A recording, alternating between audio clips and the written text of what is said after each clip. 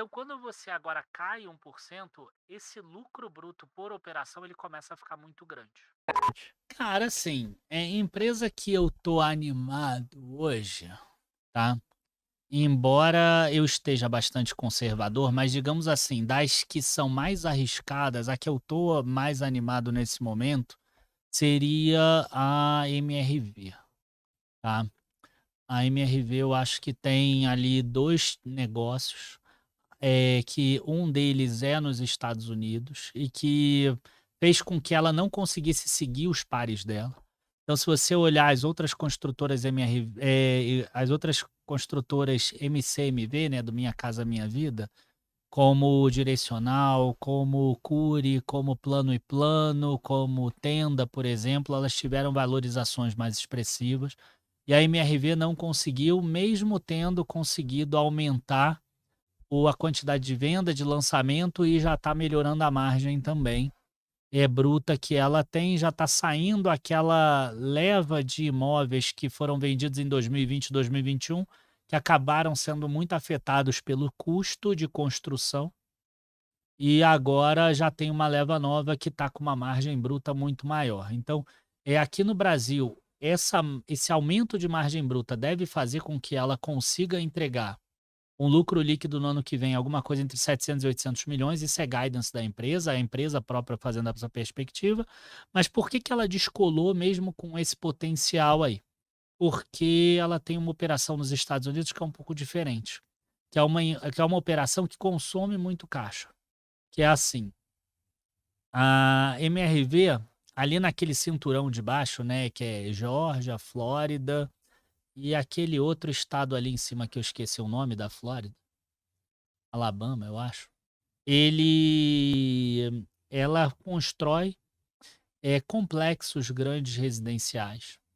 Ela faz a locação, e aí ela vende isso para um REIT, né, que é o FII lá dos Estados Unidos, como se fosse. É um fundo imobiliário lá dos Estados Unidos, então ela vende isso.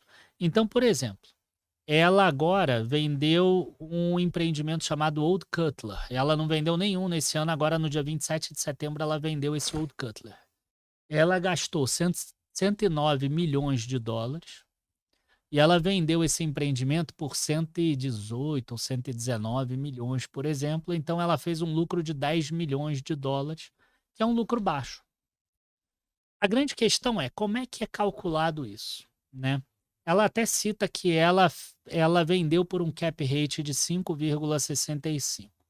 Então, fazendo uma conta aqui rápida, se ela vendeu por 119 milhões e esse é um cap rate de 5,65, se a gente botar aí 120 para 5 dá 6 milhões, vírgula 65 deve dar uns 6,8 milhões mais ou menos de dólares todos os anos de aluguel.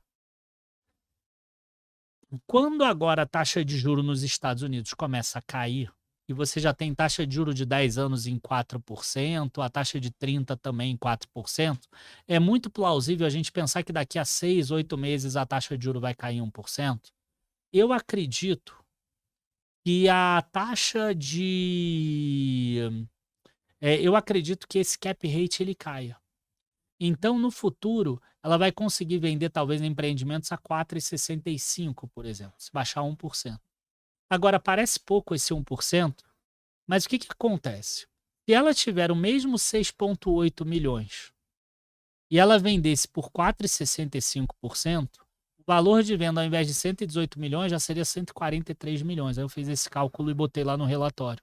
Então o ganho, o custo já foi feito. Foi 109, 110.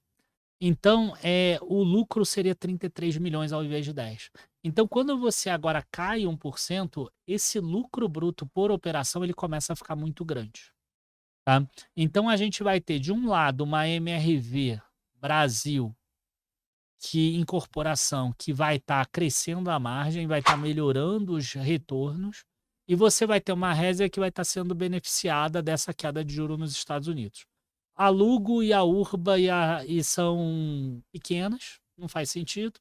Então, eu particularmente vejo a MRV assim, o nosso preço-alvo dela é 16,50, que é mais do que o dobro do preço atual. Nossa, o preço total tá o quê? Uns 7, 6? Hoje eu acho que fechou em 7,80 mais ou menos. Caramba, então tem um preço-alvo bem alto, É, bem a alto, né? gente acredita nisso. Eu tenho um cenário meu que ela vai a 30 e pouco, mas aí é mais difícil, né? Teria que cair juro no Brasil, tem um monte de outras questões aí. Mas a gente está vendo que esses governos agora, principalmente, eles estão atacando muito a questão do déficit habitacional que existe.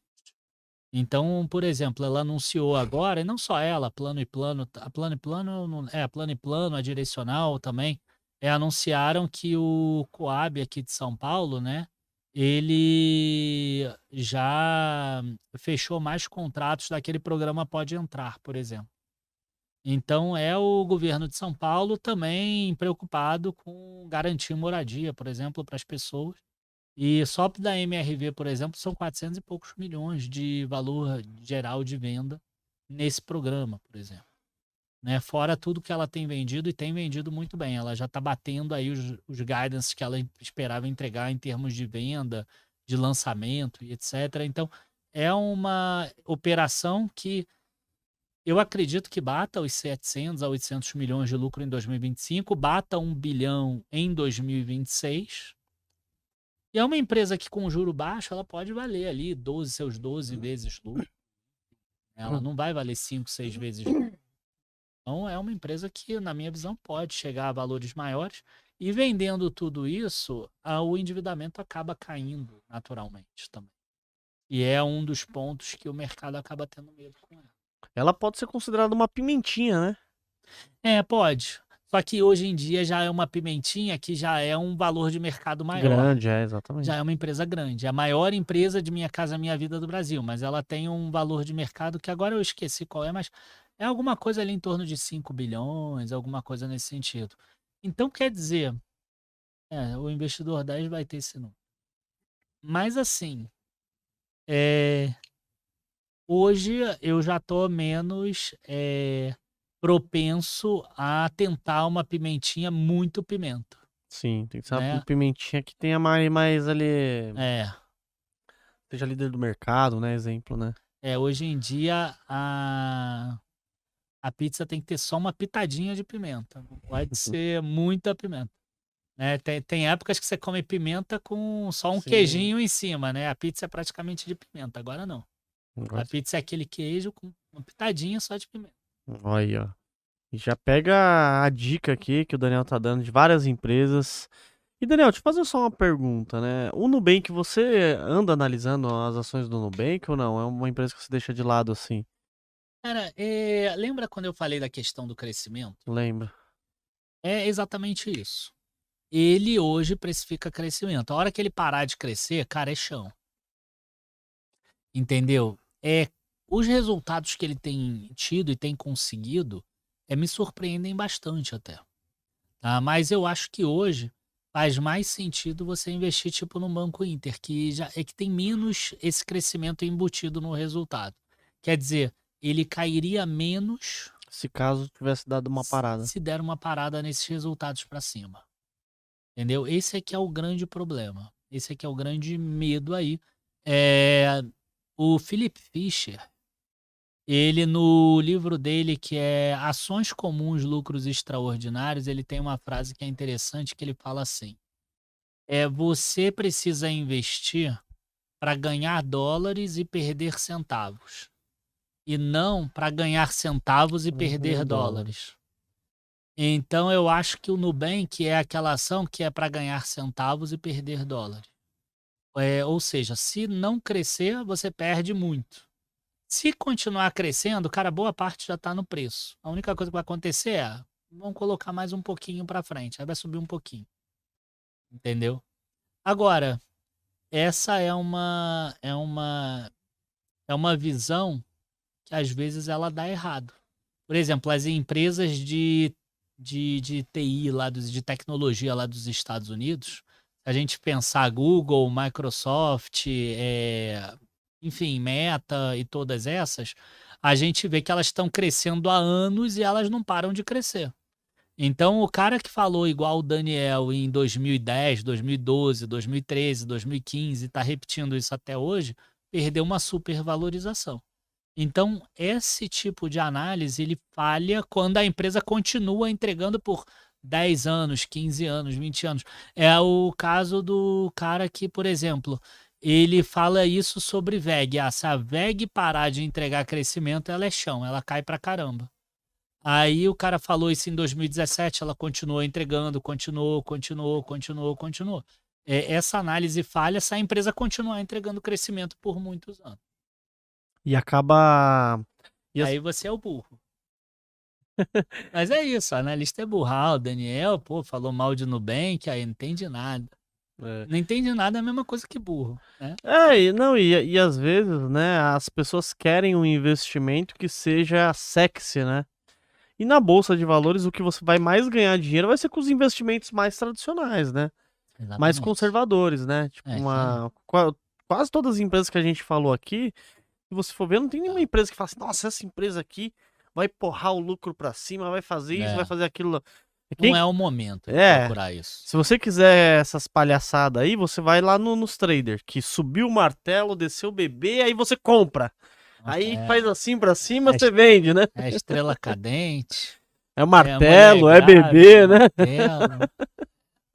Isso aí, é pavio pra cima, pavio pra baixo. Não, e ele pode fazer qualquer coisa, né? Porque ele fala, não, aí fez tal... Ombro, cabeça, ombro. Eu aprendi bastante sobre isso. E funciona mesmo isso daí de trader aí ou não? Cara, qualquer informaçãozinha já vai pro saco. O grande problema é assim, eu sou analista CNPI APMEC. E a gente, no nosso código de ética, a gente não pode falar mal de analista nem nada disso. Então é difícil a gente falar porque é reconhecido pela APMEC e pela CVM em si. Então, eu não posso falar sobre algo que estaria fora do código de ética. Então eu prefiro me abster de responder isso. Boa. Mas eu vou... Brincadeira. Mas eu vou falar. Não, brincadeira. Eu acho legal, assim, quem faz trader e ganha dinheiro, né? Mas é poucas pessoas ali, né, que realmente vivem disso, né? Porque tem que estudar muito, né? Agora, uma coisa que eu acho que é legal da análise técnica é assim, suporte e resistência. Isso eu acho bacana. É legal. Por exemplo, outro dia eu estava vendo a Hypera. A Hypera normalmente ela bate ali em 26, 27 reais, ela bate e volta. Raia Drogasil, ela bate em 24, ela bate e volta. Então, cara, se eu tivesse, pela análise e tudo, querendo comprar uma dessas empresas, talvez fizesse sentido eu comprar perto dessas regiões. Entendeu? A Vale, por exemplo, ela bate e volta ali nos 56. E ela costuma voltar nos 64, 65. Então não faria sentido comprar a Vale no 64, 65. Talvez faça sentido vender uma call de Vale no 64, 65. E assim por diante. Tubarões, se vocês quiserem ver cotação de ações, de fundos imobiliários, de BDRs, ETFs, criptomoedas, você consegue ver através do site do Investidor 10, a plataforma completa. Tem diversos rankings também, maiores lucros, maiores ROIs, empresas que pagaram mais dividendos nos últimos 12 meses. É uma plataforma completa e você consegue gerenciar sua carteira. O QR Code tá aqui na tela, aqui, só você acessar ou no link da descrição aqui do vídeo também.